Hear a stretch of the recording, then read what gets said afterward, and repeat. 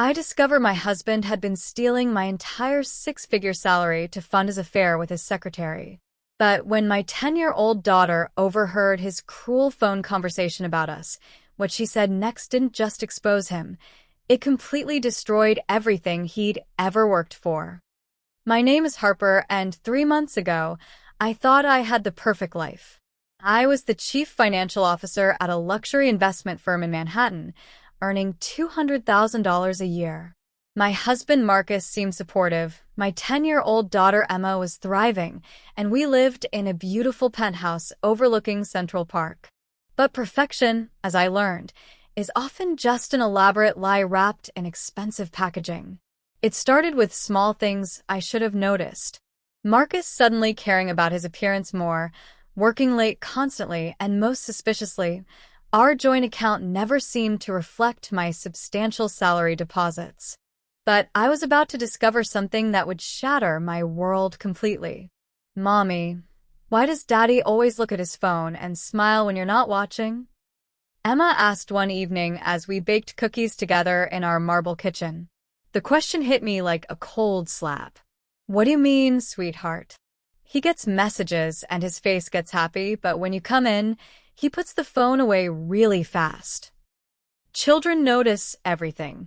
They're like little detectives, picking up on details adults miss or choose to ignore. That night, I decided to pay attention.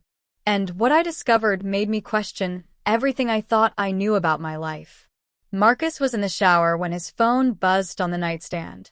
The screen lit up with a message from Sophie, office. Can't wait for our weekend in the Hamptons, baby. The suite at Topping Rose House is going to be perfect. Thanks for being so generous with the upgrades to hearts. My blood turned to ice. Topping Rose House was a $1,500 a night luxury resort. A weekend there would cost more than most people's monthly rent. With shaking hands, I scrolled through more messages. The Cartier bracelet is gorgeous. You spoil me so much, face blowing a kiss. Dinner at Le Bernardin tonight? You're the most generous man I've ever known, Gemstone. The apartment you got me in Soho is perfect. I love having our own private space, Red Heart. Each message was a knife twisting in my chest. But the worst was yet to come. I found bank statements hidden in his office drawer. Our joint account showed my $200,000 salary being deposited every month, but then immediately transferred to an account I'd never seen before. Marcus had been stealing my entire salary for over a year, using it to fund an elaborate affair with his secretary, Sophie. The Hamptons weekends, the expensive jewelry, the Manhattan apartment, all of it paid for with my money while telling me we needed to budget carefully. I was furiating to confront him, but something told me to wait and gather more evidence. The next morning, I called in sick to work, something I'd never done in my entire career.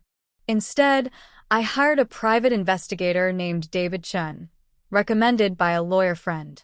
Mrs. Harrison, David said as we met in a discreet coffee shop downtown, financial infidelity cases like this are more common than you'd think.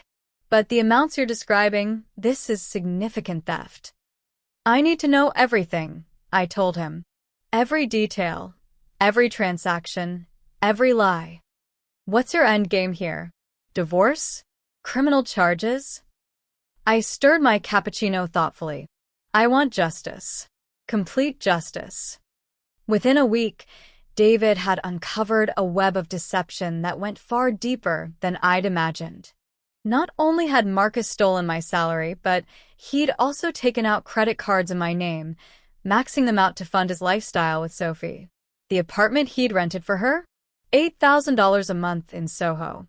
The jewelry? Over $50,000 in the past year alone. Vacations, designer clothes, expensive dinners, all charged to accounts that would ultimately destroy my credit. But the most devastating discovery was a recorded phone conversation David had obtained.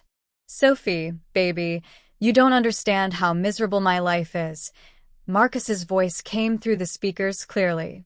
Harper is cold, demanding, and honestly, she's let herself go since having Emma. I only stay for appearance's sake. My hands clenched into fists. And Emma? Sophie's voice was sweet, manipulative. What about your daughter? She's Harper's responsibility. I never wanted kids anyway. Once I figure out how to hide more assets, I'll file for divorce, and we can start our real life together. I had to stop the recording. The betrayal was suffocating. But David wasn't finished. Mrs. Harrison, there's more. He's been systematically moving marital assets into offshore accounts. If he files for divorce first, you could lose everything. What do you mean, everything? Your home equity, your retirement accounts, even your daughter's college fund. He's been planning this for months. That night, I sat in my daughter's room watching her sleep, thinking about how Marcus was planning to abandon both of us. Emma stirred and opened her eyes. Mommy, why are you crying? Just thinking about how much I love you, sweetheart. She sat up and hugged me tightly. Is Daddy making you sad? Even at 10 years old, Emma could sense the tension that had been growing in our home. Why would you ask that, baby? Yesterday, I heard him on the phone saying mean things about you. He said you were a cold witch and that he couldn't wait to be free. The words hit like physical blows. My 10-year-old daughter had heard her father talking about her mother that way. What else did you hear? He was talking about taking money and hiding it somewhere you couldn't find it. And he said something about a woman named Sophie being his real family now. That's when I knew I had to act fast. The next morning, I went to work as usual, but scheduled a meeting with our company's top attorney, Rebecca Martinez. Our firm handled high-net-worth divorces, and Rebecca was known for being absolutely ruthless. Harper, what you're describing is criminal, she said after reviewing David's evidence. This isn't just adultery. It's theft, fraud, and financial abuse. What are my options? We can file criminal charges, civil suits for theft, and ensure he loses everything in the divorce. But she paused. There's a more comprehensive approach that would be particularly satisfying given his behavior. I'm listening. Rebecca smiled, the kind of smile that had earned her a reputation as the city's most feared divorce attorney. We destroy him professionally, personally, and financially. All at once. Are you prepared for that level of warfare? I thought about Emma hearing those cruel words about my stolen salary funding his affair, about his plan to leave us with nothing. Absolutely. The plan Rebecca laid out was methodical and devastating. First, we would secure all evidence of the theft and freeze all accounts. Then, we would coordinate with my company's HR department to expose his affair with a subordinate, a direct violation of company policy that would result in immediate termination and forfeiture of his partnership track. But the most brilliant part of the plan involved Sophie herself. Your husband's secretary doesn't know that the money funding her lifestyle is stolen, Rebecca explained. When she finds out she's been an accessory to theft, she'll likely turn on him to save herself. We set the plan in motion on a Thursday morning. I arrived at Marcus's office building at 9 a.m., accompanied by Rebecca and a process server. The receptionist looked confused as we requested to see both Marcus Harrison and Sophie Chin immediately. They were called into the conference room separately, unaware that the other had been summoned. Marcus walked in first, his face shifting from confusion to alarm when he saw me with a lawyer. Harper? What's going on? Marcus Harrison. The process server stepped forward. You're being served with papers for divorce, theft, fraud, and criminal misappropriation of funds. His face went white. This is ridiculous. You can't prove. Actually, we can. Rebecca placed a thick folder on the table. Bank records, credit card statements, recorded conversations, and photographic evidence of your affair. Sophie was brought in moments later, her face crumbling when she saw the tension in the room. Sophie, Rebecca addressed her directly. Are you aware that the money Marcus has been spending on you was stolen from his wife's salary? What? Sophie's voice was barely a whisper. The look of horror on her face was genuine. She truly hadn't known. The apartment, the jewelry, the vacations, all funded by money taken without Mrs. Harrison's knowledge or consent. As the recipient of stolen goods, you could face criminal charges as an accessory. Sophie turned to Marcus, with fury in her eyes. You told me you were wealthy. You said the money was from your investments. Sophie, baby, let me explain. Don't baby me. You made me a criminal. She stood up abruptly. I'm done. We're done. Don't ever contact me again. She stormed out, leaving Marcus alone with the wreckage of his lies. But Rebecca wasn't finished with him yet. Marcus, your company's HR department has been notified of your affair with a subordinate and your theft of company resources. You are using the company credit card for personal expenses with Sophie. Your employment is terminated effective immediately, and your partnership track is revoked. The color drained completely from his face. You can't do this. I have rights. You forfeited your rights when you chose to steal from your wife and commit fraud. Rebecca's voice was ice cold. But we're not done. She placed another document on the table. This is a restraining order. You're not to come within 500 feet of Harper or Emma. You have 24 hours to collect your personal belongings from the marital home, supervised by a police officer. Marcus looked like a man watching his entire world collapse in real time. Harper, please. We can work this out. I made mistakes, but we have a family. You should have thought about that before you called me a cold witch to your mistress and planned to abandon your daughter. His eyes widened in shock. How did you? Emma heard you, Marcus. Our 10-year-old daughter heard her father saying he never wanted her and couldn't wait to be free of his family. For the first time since the confrontation began, Marcus looked genuinely devastated. But I was just getting started. That evening, I sat Emma down for the conversation I'd been dreading. Sweetheart, Daddy and I are going to live apart from now on. Her big brown eyes filled with tears. Is it because of the mean things he said? Partly. But mainly because Daddy broke promises to our family, and sometimes when people break important promises, relationships can't be fixed. Will I still see him? This was the hardest part. That depends on what Daddy chooses to do. He's made some very serious mistakes that have hurt a lot of people. Emma was quiet for a long moment, then looked up at me with startling maturity. Mommy, at school they taught us that actions have consequences. Maybe Daddy needs to learn about consequences. The wisdom in her words took my breath away. Over the next few weeks, the consequences for Marcus were indeed severe. Without his job, he couldn't afford the Soho apartment he'd been renting for Sophie. She moved out immediately and started cooperating with prosecutors to avoid charges herself. The criminal investigation into his theft expanded when auditors discovered he'd been embezzling from client accounts at work to fund his lifestyle. What had started as stealing from his wife had escalated to stealing from his employer and clients. Marcus was looking at serious jail time, but the most satisfying moment came when he tried to crawl back.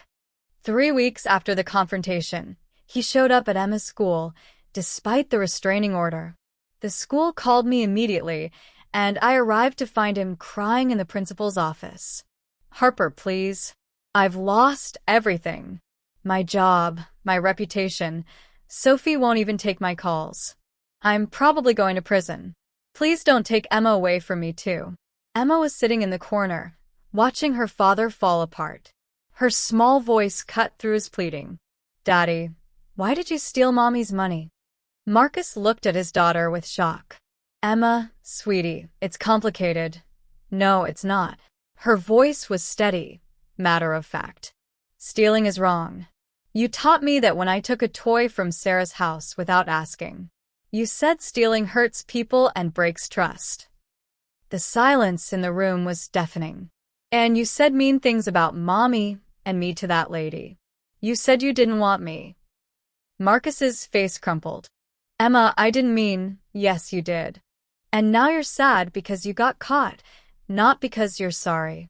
My 10-year-old daughter had just delivered a more devastating assessment than any lawyer or judge could have. Marcus left the school that day knowing he'd lost more than money or a job. He'd lost his daughter's respect. 6 months later, my life had transformed completely. The criminal case against Marcus resulted in a plea bargain. He received 2 years in prison and was ordered to pay full restitution for the stolen funds. The divorce settlement was overwhelmingly in my favor. I kept the penthouse, Emma's college fund was restored and doubled, and I received alimony that ensured our lifestyle wouldn't change. But more importantly, Emma and I had grown closer through the ordeal.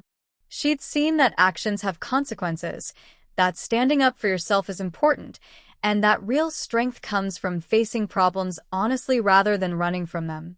My career flourished in ways I never expected. Word spread in our elite financial circles about how I'd handled the situation, methodically, legally, and decisively.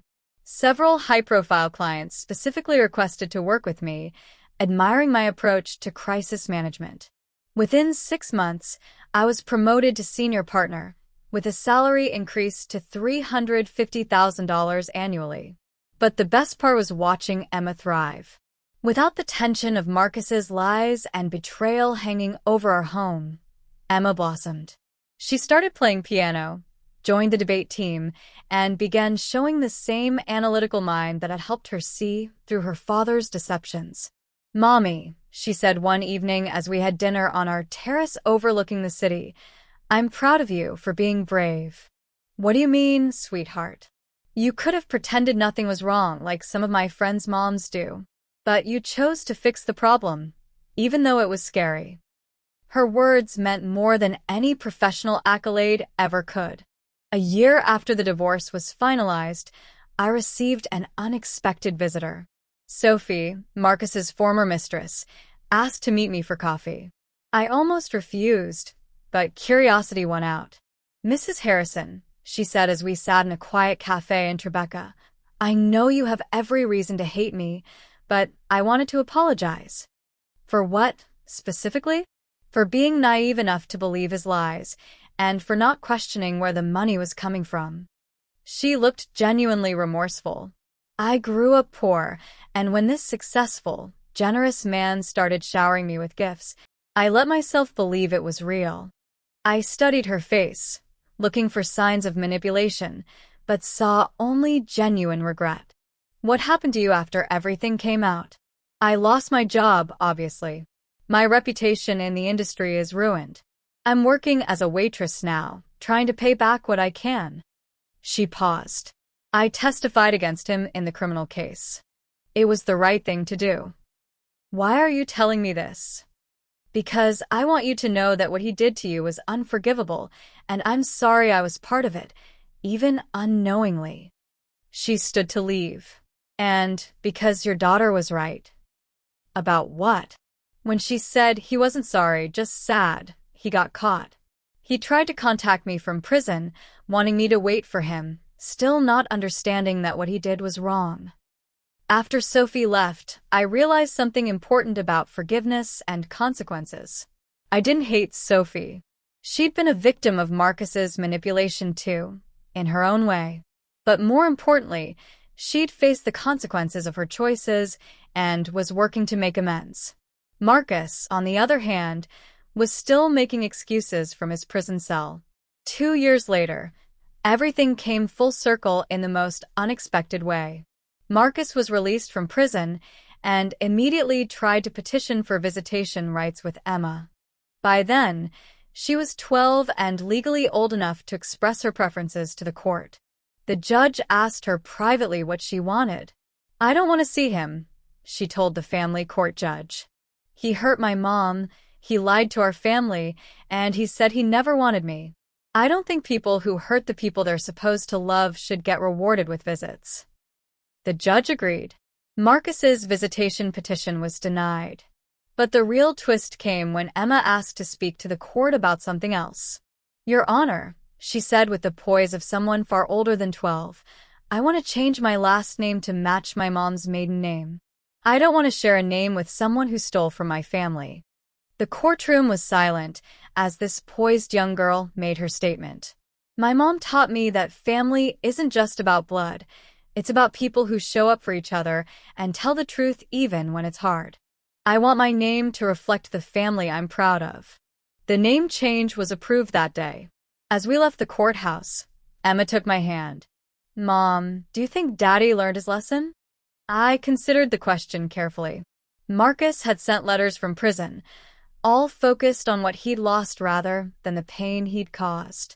His attempts to reconnect seemed motivated by loneliness rather than genuine remorse.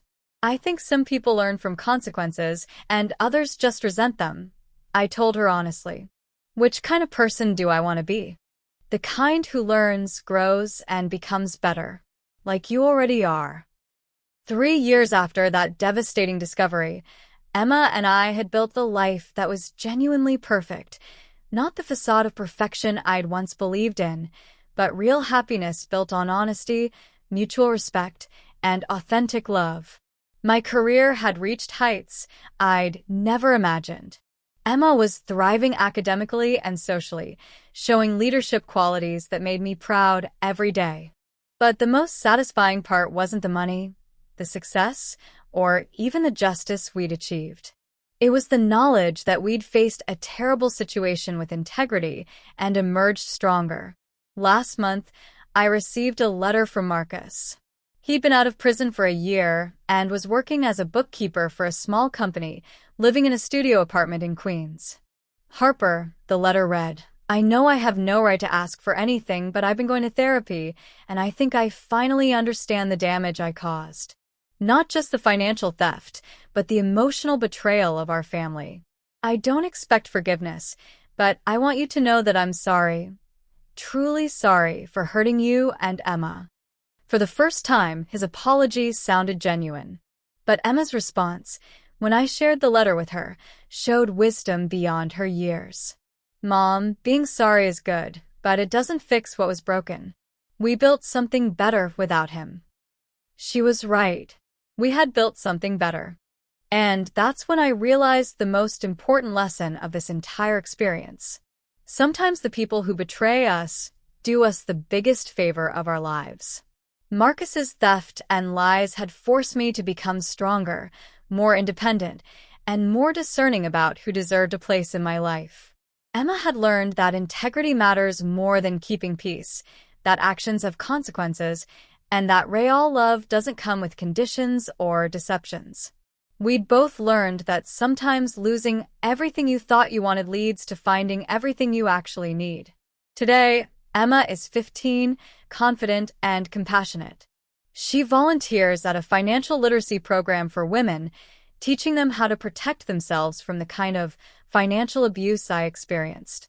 I'm now the CEO of my firm, earning more than I ever dreamed possible. But more importantly, I wake up every day in a home filled with honesty, laughter, and genuine love. And Marcus? He's still sending letters, still trying to rebuild bridges that Emma and I decided long ago weren't worth rebuilding. Because sometimes the greatest revenge isn't destroying someone's life. It's building a life so fulfilling and authentic that their absence becomes irrelevant. Sometimes justice isn't about punishment. It's about creating something beautiful from the ashes of betrayal. And sometimes a 10-year-old's wisdom about consequences and character reveals more truth than years of adult rationalizations ever could. The final revelation: Emma has been saving every penny of her allowance for 3 years. When Harper asks why, Emma reveals she's been donating it anonymously to a legal aid fund that helps women escape financial abuse, inspired by her mother's courage and wanting to help other families who don't have the resources they had. The daughter became the teacher, using her experience to help others before she's even grown up.